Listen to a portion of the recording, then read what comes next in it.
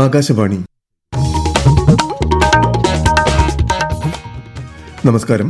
പ്രാദേശിക വാർത്തകൾ വായിക്കുന്നത് നരേന്ദ്രമോഹൻ.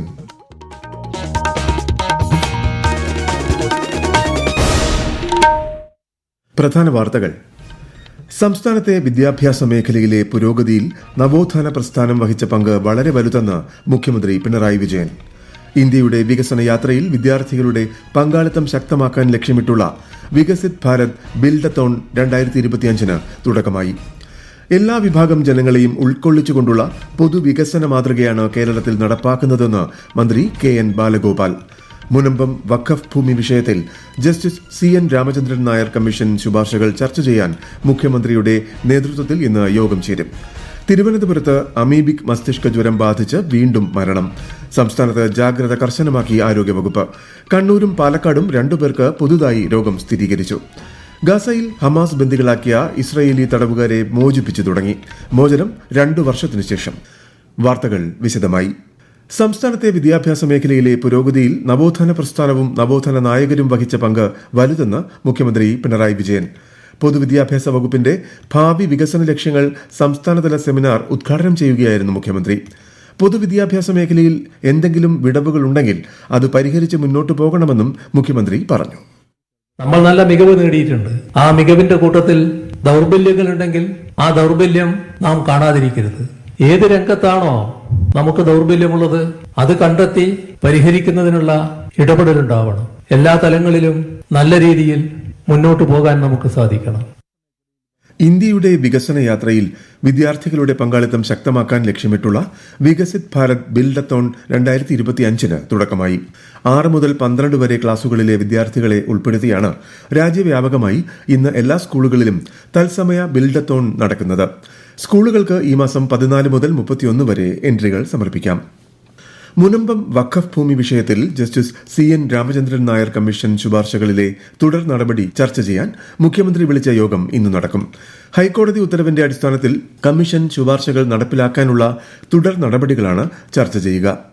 ഖരമാലിന്യ സംസ്കരണത്തിന്റെ കാര്യത്തിൽ കൈവരിച്ച നേട്ടങ്ങൾ സുസ്ഥിരമാക്കി 2031 പൂർണ്ണമായ ദ്രവമാലിന്യം, ശുചിമുറി മാലിന്യം സംസ്കരണം എന്നിവയാണ് ലക്ഷ്യമിടുന്നതെന്ന് മന്ത്രി MB രാജേഷ്.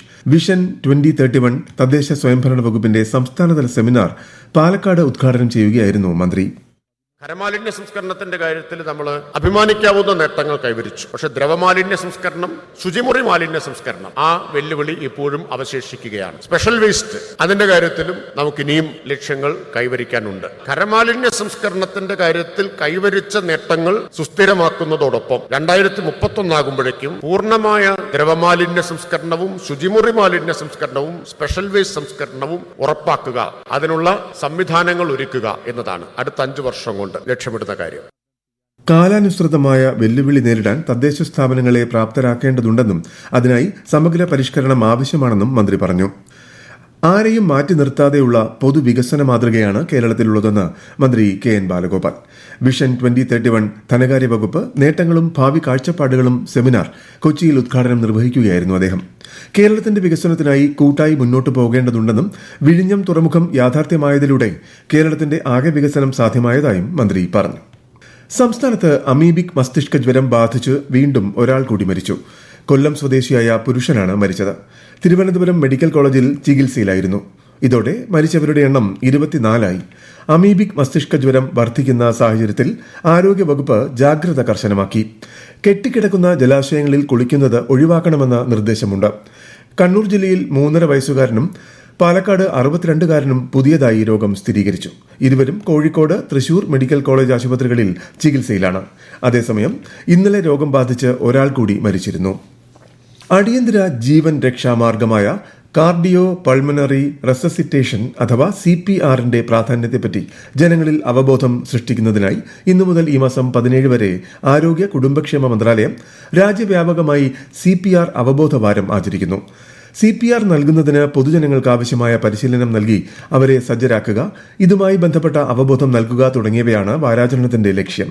ഹൃദയസ്തംഭനം അല്ലെങ്കിൽ പെട്ടെന്ന് ബോധക്ഷയം സംഭവിക്കുന്ന വ്യക്തികളിൽ നടത്തുന്ന ഒരു അടിയന്തര നടപടിക്രമമാണ് CPR.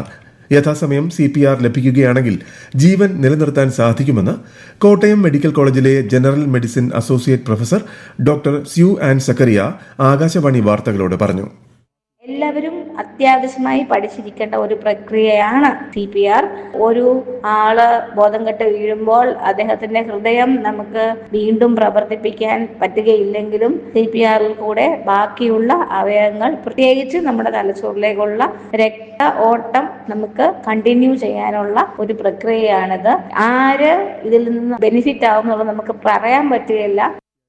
സംസ്ഥാനത്തെ വനിതാ സംരംഭകർക്കായി തൃശൂരിൽ ഇന്ന് സംരംഭക കോൺക്ലേവ് സംഘടിപ്പിക്കും. നിലവിലെ സംരംഭങ്ങളെ ആഗോളതലത്തിലേക്ക് ഉയർത്താൻ ശ്രമിക്കുന്നവർക്ക് സഹായം ഉറപ്പുവരുത്തുന്നതിനും സംരംഭം തുടങ്ങുന്നവർക്ക് പ്രോത്സാഹനം നൽകുന്നതിനുമാണ് കോൺക്ലേവ് സംഘടിപ്പിക്കുന്നതെന്ന് മന്ത്രി P. രാജീവ് ഫേസ്ബുക്കിൽ കുറിച്ചു. 1,00,000-ലധികം വനിതകളാണ് സംരംഭക വർഷം പദ്ധതിയിലൂടെ ചെറുതും വലുതുമായ സംരംഭങ്ങൾ കേരളത്തിൽ ആരംഭിച്ചതെന്നും മന്ത്രി വ്യക്തമാക്കി. ഈ വാർത്തകൾ ആകാശവാണിയിൽ നിന്ന്. ആകാശവാണി വാർത്തകളും വാർത്താ അധിഷ്ഠിത പരിപാടികളും all India radio news Thiruvananthapuram YouTube ചാനലിലും all India radio news Thiruvananthapuram Facebook പേജിലും AIR ന്യൂസ് _തിരുവനന്തപുരം ഇൻസ്റ്റഗ്രാം അക്കൌണ്ടിലും @AIR ന്യൂസ് _TVM X ഹാൻഡിലും ലഭ്യമാണ്. ബീഹാർ നിയമസഭാ തെരഞ്ഞെടുപ്പിന്റെ രണ്ടാം ഘട്ട തെരഞ്ഞെടുപ്പിനുള്ള വിജ്ഞാപനം പുറപ്പെടുവിച്ചു. 20 ജില്ലകളിലെ 122 നിയമസഭാ മണ്ഡലങ്ങളിലെ നാമനിർദ്ദേശ പത്രികാ സമർപ്പണത്തിന് ഇതോടെ തുടക്കമാകും. ഈ മാസം 20 വരെ പത്രിക സമർപ്പിക്കാം. പത്രികകളുടെ സൂക്ഷ്മ പരിശോധന 21-ന് നടക്കും. 23 വരെ പത്രികകൾ പിൻവലിക്കാം. ഈ ഘട്ടത്തിലേക്കുള്ള തിരഞ്ഞെടുപ്പ് നവംബർ 11-ന് നടക്കും. ആദ്യഘട്ടം നവംബർ 6-നാണ്. 14-നാണ് വോട്ടെണ്ണൽ. കണ്ണൂർ ജില്ലാ വെറ്ററിനറി കേന്ദ്രത്തിന്റെ 1 വർഷം നീണ്ടുനിൽക്കുന്ന ശതാബ്ദി ആഘോഷങ്ങൾക്ക് തുടക്കമായി. മന്ത്രി J. ചിഞ്ചുറാണി ഉദ്ഘാടനം ചെയ്തു. കേന്ദ്രവുമായി ചേർന്ന് നടപ്പാക്കുന്ന സമഗ്ര ഇൻഷുറൻസ് പദ്ധതി ആരംഭിച്ചുവെന്നും കേന്ദ്രത്തിൽ നിന്നുള്ള ആദ്യ ഗഡു ലഭിച്ചിട്ടുണ്ടെന്നും മന്ത്രി അറിയിച്ചു. വിശദാംശങ്ങളുമായി ആകാശവാണി കണ്ണൂർ ജില്ലാ പ്രതിനിധി KO ശശിധരൻ. ബ്രിട്ടീഷുകാർ അവരുടെ സൈനിക, സാമൂഹിക, സാമ്പത്തിക ആവശ്യങ്ങൾ നിറവേറ്റാൻ മൃഗങ്ങളെ ഉപയോഗിച്ചിരുന്നതിനാൽ അവയുടെ ആരോഗ്യ സംരക്ഷണത്തിനും പരിപാലനത്തിനും പ്രത്യേക ശ്രദ്ധ നൽകിയിരുന്നതിന്റെ ഭാഗമായാണ് 1925-ൽ വെറ്ററിനറി സെന്റർ സ്ഥാപിച്ചത്. 1921-ൽ മഞ്ചേരിയിൽ നിന്നാണ് കണ്ണൂരിലേക്ക് മാറ്റുന്നത്. തുടക്കത്തിൽ സൈനിക ആവശ്യങ്ങൾക്കായിരുന്ന സ്ഥാപനം പിന്നീട് മൃഗസംരക്ഷണ ആവശ്യങ്ങൾക്കുള്ള കേന്ദ്രമായി. ഗസയിൽ ഹമാസ് ബന്ദികളാക്കിയ ഇസ്രയേലി തടവുകാരെ മോചിപ്പിച്ചു തുടങ്ങി. ആദ്യഘട്ടത്തിൽ 7 പേരെ ഹമാസ് റെഡ് ക്രോസിന് കൈമാറി. ബന്ദികളെ റെഡ് ക്രോസ് ഇസ്രായേൽ സൈന്യത്തിന് കൈമാറും. 737 ദിവസങ്ങൾക്ക് ശേഷമാണ് ബന്ദികളുടെ മോചനം. ഇസ്രായേൽ ജയിലുകളിൽ കഴിയുന്ന 250 പലസ്തീൻ തടവുകാരെയും ഉടൻ കൈമാറും. സ്വർണ്ണപ്പാളി വിവാദത്തെ തുടർന്ന് ശബരിമല സന്നിധാനത്ത് ഹൈക്കോടതി നിയോഗിച്ച അമിക്കസ് ക്യൂറിയുടെ പരിശോധന ഇന്നും തുടരും. ഇന്നലെ രാവിലെ 9:30-ന് ആരംഭിച്ച പരിശോധന വൈകുന്നേരം 6:30 വരെ തുടർന്നു. ശബരിമലയിലെ താൽക്കാലിക സ്ട്രോങ് റൂമിലുള്ള വിലപിടിപ്പുള്ള വസ്തുക്കൾ തരംതിരിച്ച് പട്ടിക തയ്യാറാക്കുന്ന ജോലികളാണ് റിട്ടയർഡ് ജസ്റ്റിസ് KT ശങ്കരന്റെ നേതൃത്വത്തിൽ നടന്നത്. സംസ്ഥാനത്തെ 4 ജില്ലകളിൽ ഇന്ന് ഒറ്റപ്പെട്ട ശക്തമായ മഴ പ്രവചിച്ചുകൊണ്ട് മഞ്ഞ ജാഗ്രത പ്രഖ്യാപിച്ചു. കൂടുതൽ വിവരങ്ങളുമായി ആകാശവാണി ലേഖകൻ സ്മിതി M. പള്ളുരുത്തി. പത്തനംതിട്ട, കോട്ടയം, എറണാകുളം, ഇടുക്കി ജില്ലകളിലാണ് ഇന്ന് മഞ്ഞ ജാഗ്രതയുള്ളത്. അതിനിടെ തിരുവനന്തപുരം ജില്ലയിലെ തീരപ്രദേശങ്ങൾ, കൊല്ലത്തെ ആലപ്പാട് മുതൽ ഇടവ വരെ, തമിഴ്നാട്ടിലെ കന്യാകുമാരി ജില്ലയിലെ നീരോട് മുതൽ ആരോഗ്യപുരം വരെ നാളെ വൈകിട്ട് 5:30 മുതൽ ബുധനാഴ്ച ഉച്ചവരെ ഉയർന്ന തിരമാലകളും കടലാക്രമണവും ഉണ്ടാകാൻ സാധ്യതയുണ്ട്. ഈ സമയത്ത് ചെറിയ ബോട്ടുകളും വള്ളങ്ങളും കടലിൽ ഇറങ്ങരുത് എന്നും നിർദ്ദേശിച്ചിട്ടുണ്ട്. 2023 മെയ് 7-നുണ്ടായ താനൂർ ബോട്ട് അപകടത്തെക്കുറിച്ച് അന്വേഷിക്കുന്ന ജസ്റ്റിസ് VK മോഹൻ കമ്മീഷൻ നാളെ കണ്ണൂരിൽ ഹിയറിംഗ് നടത്തും. കണ്ണൂർ കളക്ടറേറ്റ് കോൺഫറൻസ് ഹാളിൽ രാവിലെ 11 മണിക്കാണ് ഹിയറിംഗ്. പൊതുജനങ്ങൾക്ക് വാക്കാലോ രേഖാമൂലമോ ഹിയറിംഗിൽ കമ്മീഷന് മുൻപാകെ ബോധിപ്പിക്കാൻ അവസരമുണ്ടാകും. രാജ്യത്തെ ഓഹരി വിപണികളിൽ നഷ്ടം. ബോംബെ ഓഹരി സൂചിക സെൻസെക്സ് 308 പോയിന്റ് നഷ്ടത്തിൽ 82,193-ലും ദേശീയ ഓഹരി സൂചിക നിഫ്റ്റി 97 പോയിന്റ് നഷ്ടത്തിൽ 25,188-ലും വ്യാപാരം തുടരുന്നു. സ്വർണ്ണവില കൂടി. പവന് 270 രൂപ വർദ്ധിച്ച് 91,960 രൂപയും ഗ്രാമിന് 11,495 രൂപയുമാണ് ഇന്നത്തെ വില. പ്രധാന വാർത്തകൾ വീണ്ടും. സംസ്ഥാനത്തെ വിദ്യാഭ്യാസ മേഖലയിലെ പുരോഗതിയിൽ നവോത്ഥാന പ്രസ്ഥാനം വഹിച്ച പങ്ക് വളരെ വലുതെന്ന് മുഖ്യമന്ത്രി പിണറായി വിജയൻ. ഇന്ത്യയുടെ വികസന യാത്രയിൽ വിദ്യാർത്ഥികളുടെ പങ്കാളിത്തം ശക്തമാക്കാൻ ലക്ഷ്യമിട്ടുള്ള വികസിത് ഭാരത് ബിൽഡത്തോൺ 2025-ന് തുടക്കമായി. എല്ലാ വിഭാഗം ജനങ്ങളെയും ഉൾക്കൊള്ളിച്ചുകൊണ്ടുള്ള പൊതുവികസന മാതൃകയാണ് കേരളത്തിൽ നടപ്പാക്കുന്നതെന്ന് മന്ത്രി KN ബാലഗോപാൽ. മുനമ്പം വഖഫ് ഭൂമി വിഷയത്തിൽ justice CN Ramachandran Nair commission ശുപാർശകൾ ചർച്ച ചെയ്യാൻ മുഖ്യമന്ത്രിയുടെ നേതൃത്വത്തിൽ ഇന്ന് യോഗം ചേരും. തിരുവനന്തപുരത്ത് അമീബിക് മസ്തിഷ്ക ജ്വരം ബാധിച്ച് വീണ്ടും മരണം. സംസ്ഥാനത്ത് ജാഗ്രത കർശനമാക്കി ആരോഗ്യവകുപ്പ്. കണ്ണൂരും പാലക്കാടും 2 പേർക്ക് പുതുതായി രോഗം സ്ഥിരീകരിച്ചു. ഗാസയിൽ ഹമാസ് ബന്ദികളാക്കിയ ഇസ്രായേലി തടവുകാരെ മോചിപ്പിച്ചു തുടങ്ങി. മോചനം 2 വർഷത്തിനു ശേഷം. പ്രാദേശിക വാർത്തകൾ കഴിഞ്ഞു. അടുത്ത വാർത്താ പ്രക്ഷേപണം 12:50.